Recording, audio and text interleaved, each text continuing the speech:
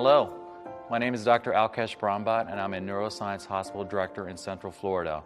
Welcome to this live webinar. Today we will discuss the assessment of acute ischemic stroke beyond using just the National Institutes of Health stroke scale. Before we get started, I need to provide you with a few disclosures.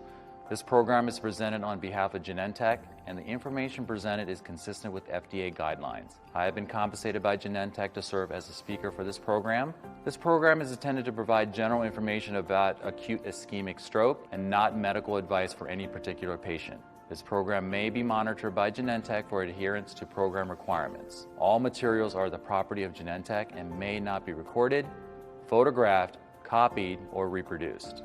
The NIH stroke scale is widely used during triage to assess neurological deficits in patients with suspected acute ischemic strokes.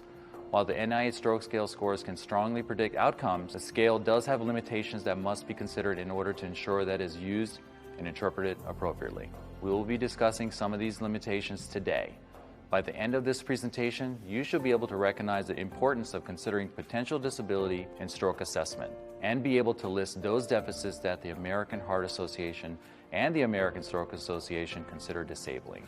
The NIH stroke scale is a widely used quantitative tool for measuring stroke-related neurological deficits.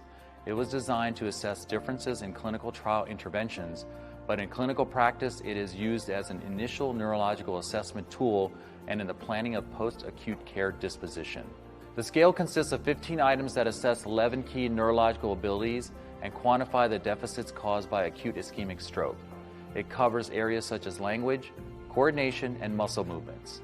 Let's take a look at two hypothetical patient profiles. These patients are at different stages in their lives. As we review their cases, think about how you might treat these patients. First, let's meet Jennifer. She is a 41-year-old left-handed surgeon who lives an active lifestyle and regularly competes in triathlons. She presents to you with weakness in her left leg and left arm. She is very dizzy and nauseous, and she has a headache. Her total NIH stroke scale score is 2. Her left arm and left leg drift received a score, but not her dizziness, nausea, or headache. Do you think Jennifer's total score captures all of her symptoms? Now let's meet another hypothetical patient, Jonathan. He is a 66-year-old retired accountant who leads an independent lifestyle in the country. He presents to you with gait ataxia, diplopia, nystagmus, difficulty breathing, partial gaze palsy, and a mild loss of sensation. Like Jennifer, his total NIH stroke scale score is 2. His partial gaze palsy and mild sensory loss both received scores, but his other symptoms did not. How well does Jonathan's total score capture all of his symptoms? The NIH stroke scale scores lesion-specific deficits unevenly. Therefore, not all stroke symptoms are captured equally, or even at all, by the scale, which is heavily weighted toward anterior circulation stroke deficits. For example, cranial nerve signs and ataxia, typical of posterior strokes, receive fewer points or can be excluded entirely. This is important because posterior strokes are estimated to account for 20 to 25% of all ischemic strokes. The posterior circulation supplies the brainstem, cerebellum, and occipital cortex. Consequently, posterior stroke symptoms typically involve the 5 Ds: dizziness, diplopia, dysarthria, dysphagia, and dystaxia. Vertigo, a form of dizziness, is the most commonly reported symptom. The scale often underestimates right hemisphere injury. Overall, 7 points on the scale are directed toward language, a left hemisphere function, versus only 2 points for neglect, a common right hemisphere deficit. Consequently, right hemisphere strokes have been shown to score lower on the scale than left-sided lesions of the same volume.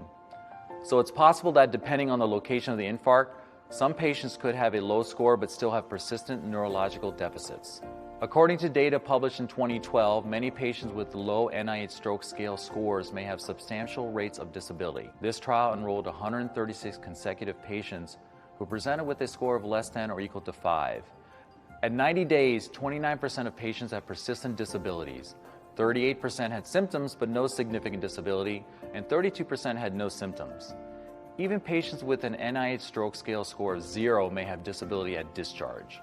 In a study using data from the Get With the Guidelines stroke program, low scores, including scores of 0, were associated with poor hospital discharge outcomes. This study reviewed data from more than 29,000 patients who were admitted to over 1,000 hospitals between 2003 and 2009. All patients arrived within 2 hours of symptom onset. Of these, 28.3% could not be discharged home. Among patients with a score of 0, 15.5% could not be discharged home, and 16.1% were non-ambulatory.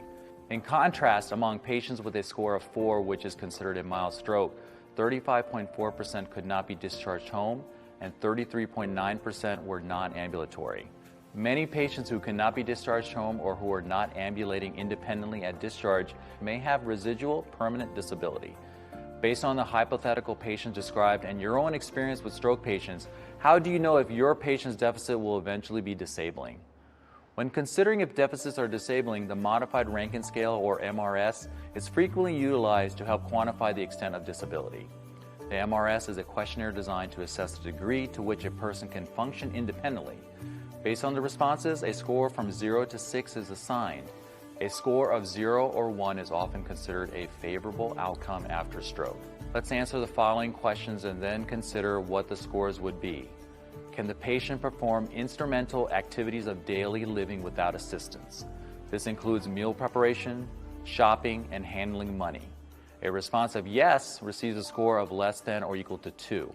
A response of no receives a score of greater than or equal to 3. Can the patient perform basic activities of daily living without assistance? This includes walking, dressing, and grooming. A response of yes receives a score of less than or equal to 3. A response of no receives a score of greater than or equal to 4. Let's return to our hypothetical patients and discuss whether or not their deficits are disabling. First, let's think about Jennifer. Remember, she is 41 years old and is at the height of her career as a surgeon. If her condition does not improve, will she be able to return to her life as normal? Her left arm and left leg weakness together with her dizziness would negatively impact her ability to perform surgery. In addition, she would no longer be able to compete in triathlons. Accordingly, her projected MRS score would be 2. The goal is for Jennifer to return to her career and hobbies as quickly as possible. For her to return to her career, she will need to be able to stand for long periods of time and have full motor functions of her hands, arms, and legs. She should be free from dizziness. These functional improvements would also be required for Jennifer to achieve her goal of competing in triathlons again. Now, let's think about Jonathan. If you recall, he is retired but lives an independent lifestyle in the country. If his condition does not improve, will he be able to return to his life as normal? Gait ataxia means he would not be able to move without assistance. Accordingly, his projected MRS score would be 4. For Jonathan to live independently, he would need to be able to move around his home in the country without the help of in-home care. Although the NIH stroke scale can assess the severity of stroke, disability from deficit is not well measured. A scientific statement from the American Heart Association and the American Stroke Association emphasizes the importance of assessing potential disability in acute ischemic stroke. It states that any of the following deficits typically should be considered disabling: complete heminopsia, severe aphasia, visual or sensory extinction, any weakness limiting sustained effort against gravity, and any deficits that lead to a total score of greater than 5.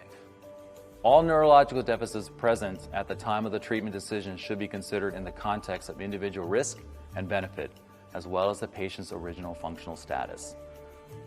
Let's summarize what we have discussed today. Although the NIH stroke scale is an essential tool for assessing stroke, it is heavily biased toward anterior circulation strokes. Patients with low scores, including those presenting with scores of 0, may still have a significant disability. It is recommended to differentiate between disabling and non-disabling deficits on a patient-by-patient basis.